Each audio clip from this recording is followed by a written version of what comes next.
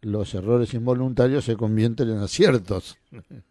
Porque vamos a presentar a un entrevistado que también nos visita esta mañana. Es un amigo en fuga, pero de vez en cuando las fugas sinfónicas son como acercamientos al alma. Así que esta visita nos alegra muchísimo. Tati Mazzarello, ¿cómo anda Mazzarello? Buen día. Andamos Bien, por muy acá bien. todo, Bien, todo lindo. contento de que esté por acá. Acá andamos con frío, disfrutando del frío por un lado, laburando de pasada hacia el juzgado. Se me ocurrió pasar a saludar a los viejos colegas, llamémosle. Claro, claro, y feliz día entonces. Un muy feliz día, tanto para todo el equipo de Radio Total y especialmente para vos, Juan, y para Roque Minata. Creo que es oportuno siempre que hay las oportunidades de uno, de más en estos días donde se celebran este tipo de sucesos. Siempre creo yo que es la oportunidad, como siempre digo, de ser agradecido. Y por lo tanto que me han enseñado y me han brindado ustedes en materia teórico-intelectual y las herramientas que me han brindado, creo que es siempre oportuno ser muy agradecido.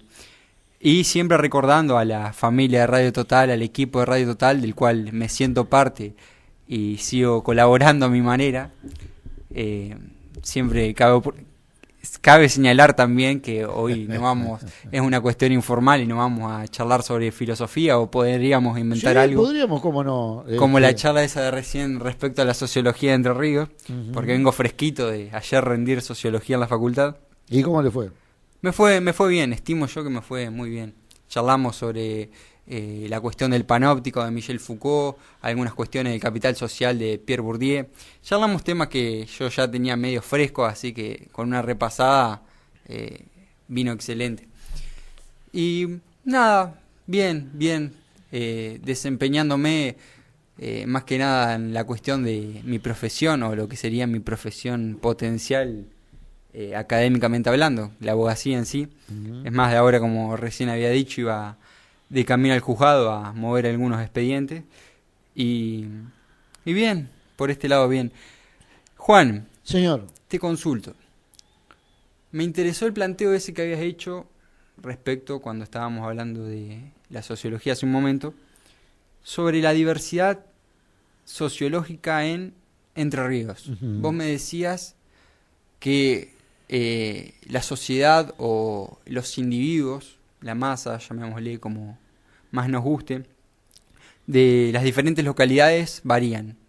Varían respecto a qué, en qué factores, en qué elementos.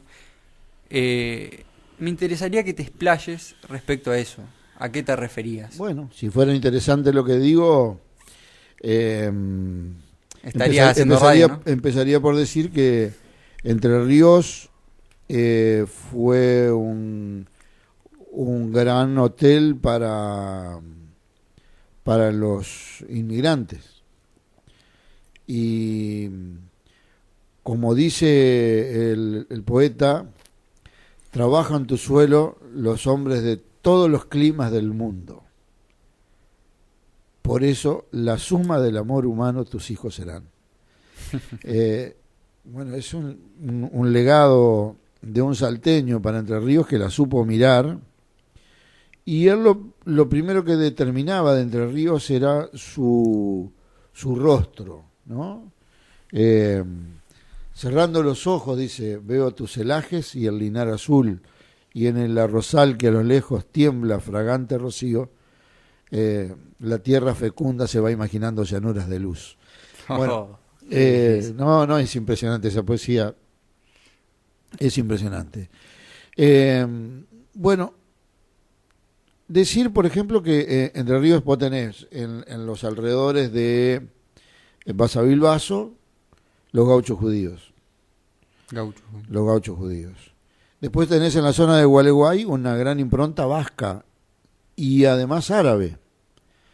En Concordia hay mucha inmigración italiana, en la zona de Federación más bien alemana. Es decir, hay en Entre Ríos una diversidad tal que podría ser en todo caso el resumen del crisol argentino la población de Entre Ríos. Entonces no hay un entrerriano, somos muchos entrerrianos. Hay algún elemento que nos ha caracterizado acerca de no dejarse vencer, pero ese no dejarse vencer no solo tiene que ver con el coraje y el cuchillo y la lanza, que ya veremos, sí, también es potestad entrerriana, sino de no dejarse vencer por la adversidad.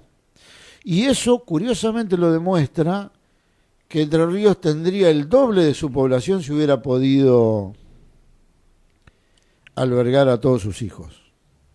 Hay el doble de la población entrerriana está fuera de Entre Ríos.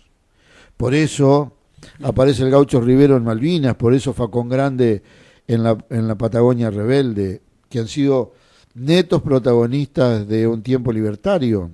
Claro. Sin entrar en Pancho Ramírez, en Urquiza, sí, sí, en López Jordán, y fíjate vos, yo estoy seguro que Entre Ríos tiene, Concepción del Uruguay y toda esa impronta libertaria es matriarca. Matriarca. Sí, sí. Digo, sí, una sí, persona desconocida para la historia es Tadea Jordán. Pero Tadea Jordán, la mamá de Pancho Ramírez, porque ella se casó en principio con Ramírez, viuda del cual se casa luego con López. López era propietario de la manzana donde se erigió la escuela Ana Urquiza de Victorica, y una de sus hijas tuvo parentesco con Urquiza. Así que fíjate vos cómo en Tadea Jordán se unen muchos de los aspectos varoniles que salieron luego a decir, acá está Entre Ríos, ¿no? Entonces, laboriosidad, ejercicio del coraje, no solo en la guerra, sino en la adversidad, y sin embargo, paz.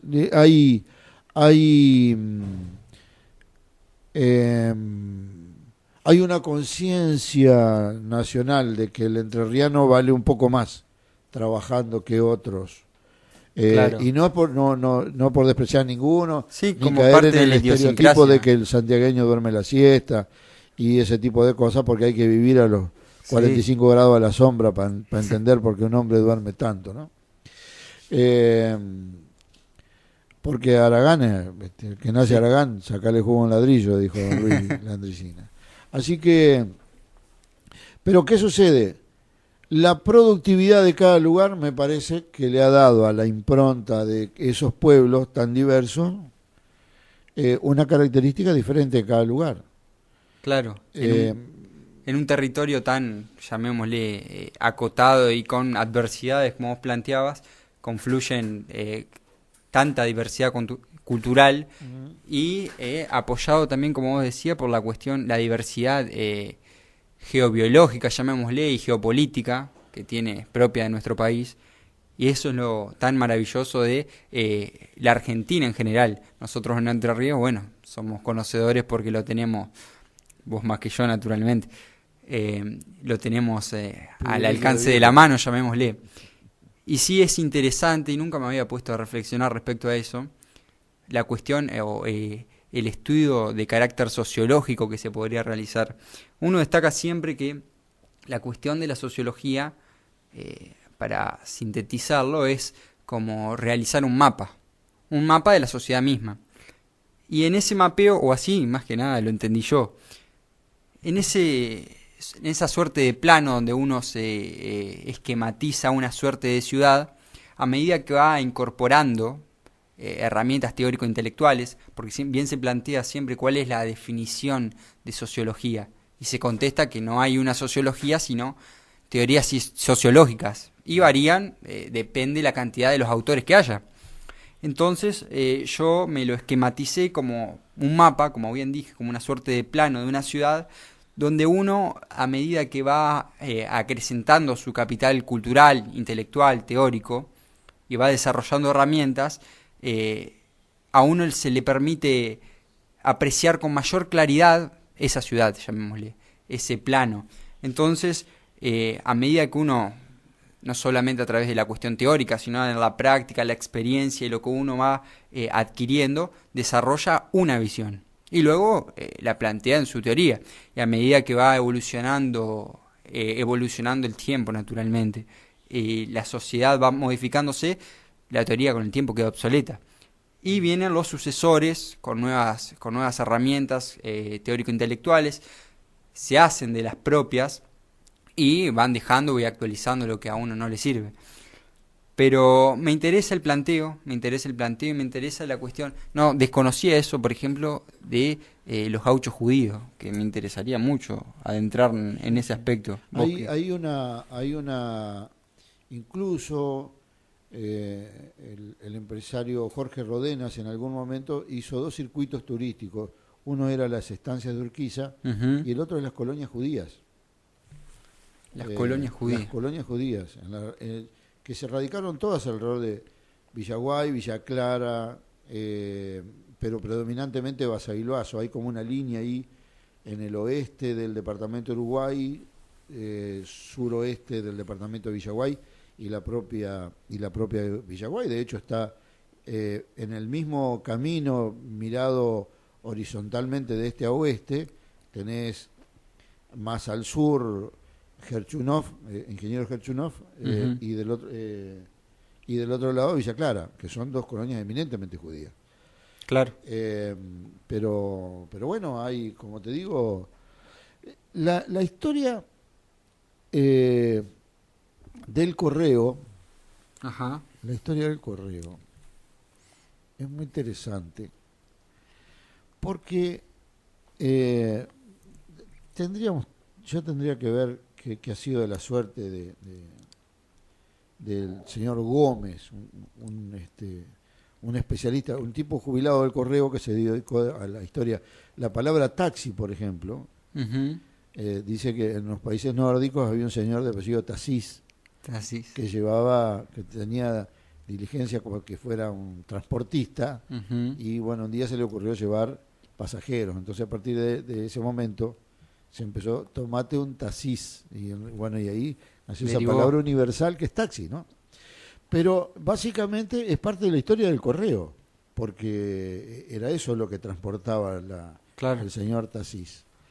Y la comunidad vasca tan presente en Gualeguay, en la zona de Paraná, y de Paraná hacia el oeste, explica eso, porque los vascos que poblaron gran parte de Montevideo hasta la zona sur del Uruguay, hasta Colonia, cruzan por el río de la Plata, desembarcan en Paraná y vienen buscando el Río Grande. El Río Grande sería el río Uruguay. Claro. No sé por qué esa vuelta, digamos, en aquel momento donde no existían los planos ni el GPS.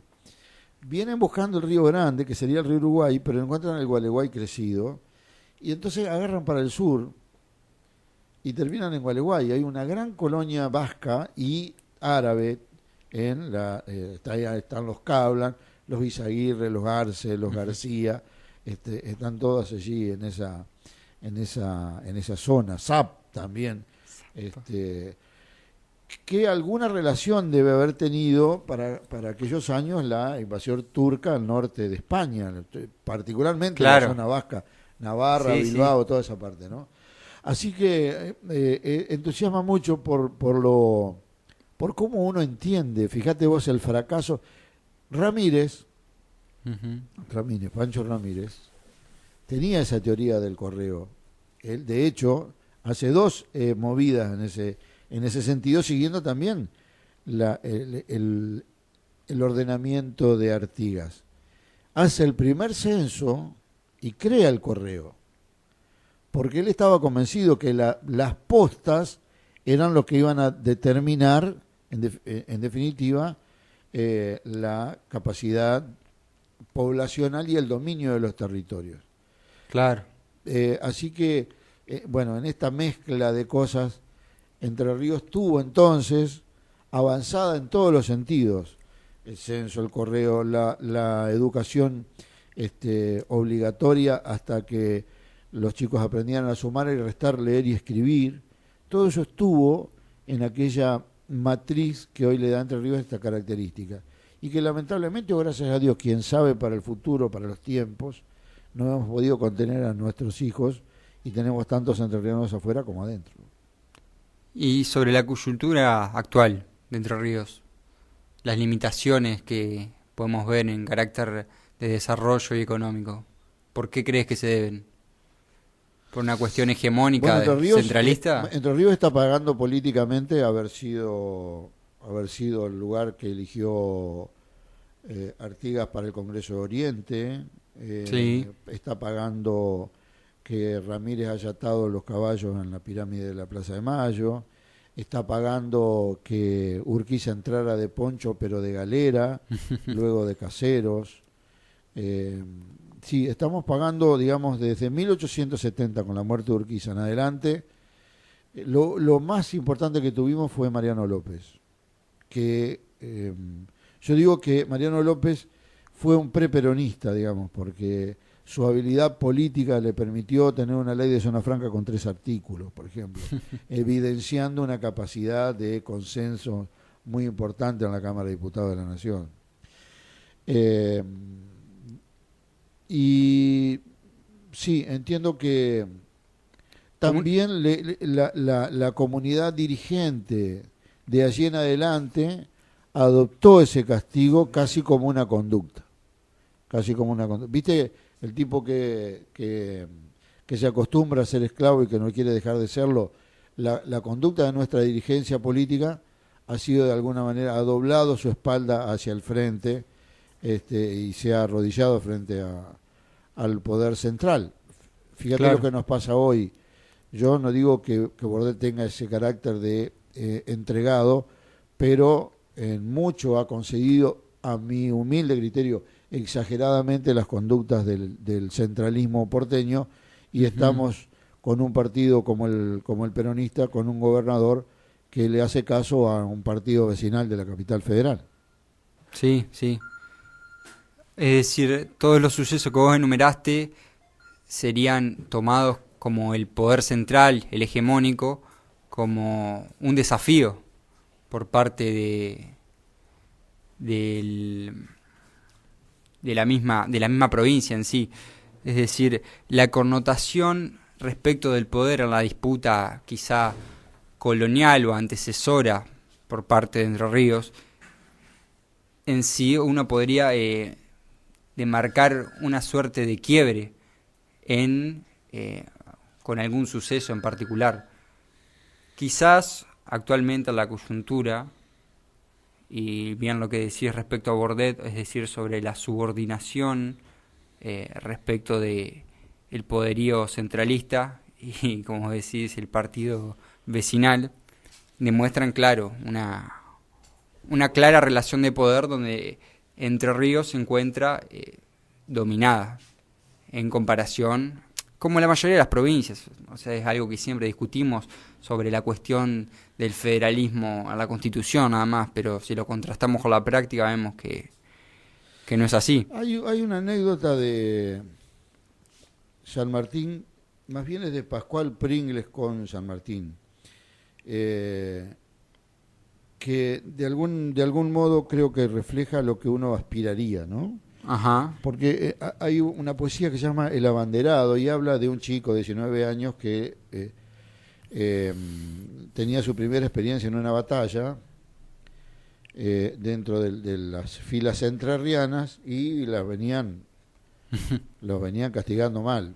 De repente cae el abanderado y el chico en un momento de desesperación agarra la bandera y sale, atropella al enemigo solo.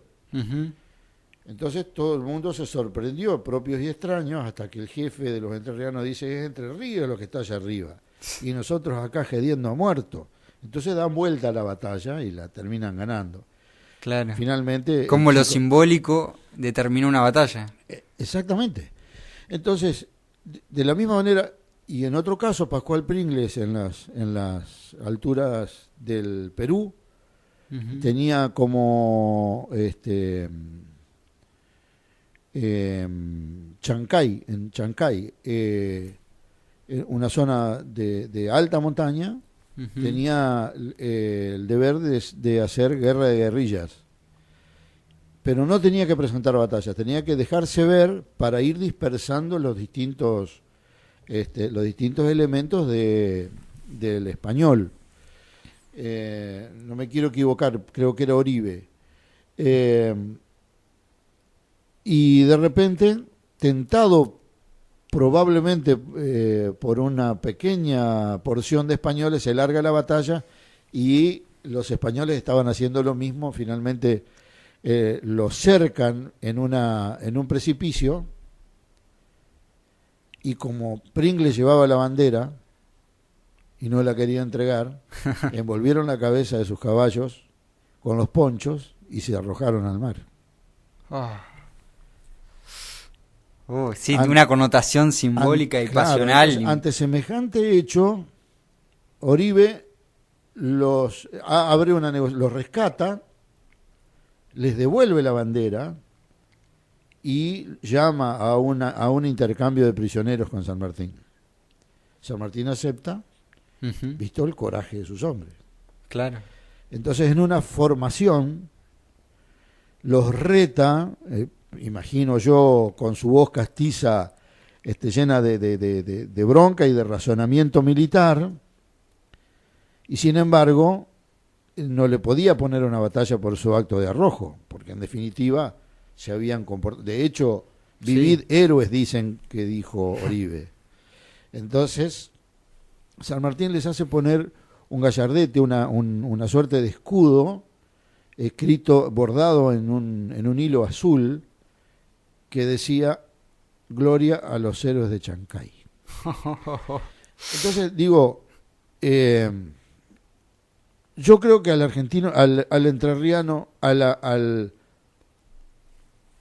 dirigente de Entre Ríos, al dirigente político del oficialismo y de la oposición y de la integralidad política, le faltan huevos entrerrianos para afrontar la cosa como los entrerrianos la afrontamos. En la paz, en la guerra y en la adversidad, los entrerrianos tenemos huevos. Y nuestros dirigentes no han pasado por ese gallinero. Dicho sin pelos en la lengua. Sí, faltaría esa parte, ese elemento que hace a la idiosincrasia entrerriana. Sí, estimo que sí. Y bueno, Juan. Discúlpeme. A ver qué irá a hacer. Me llevó la emoción. ¿Le llegó la inspiración? No, me llevó la emoción. Ah. Me llevó. Sí. Juan. Pero bueno, yo creo que la generación de ustedes, los jóvenes de 20 años y un poco más, ojalá que estudien y recuperen ese carácter. Porque está todo bien, tenemos los números en orden, pagamos en términos, arreglamos las paritarias, inauguramos termas, no se nos llueve en la escuela, o a veces sí, pero poco, pero con eso no alcanza. No tiene nada que ver el chancho con la velocidad, diría alguno. Bueno, le dejo un mandado entonces. Ah, bueno. Pero muy bien. Gloria a los jóvenes porque ellos heredarán la deuda pública. Gloria. Avanti. Juan, muchísimas gracias como siempre. Gracias.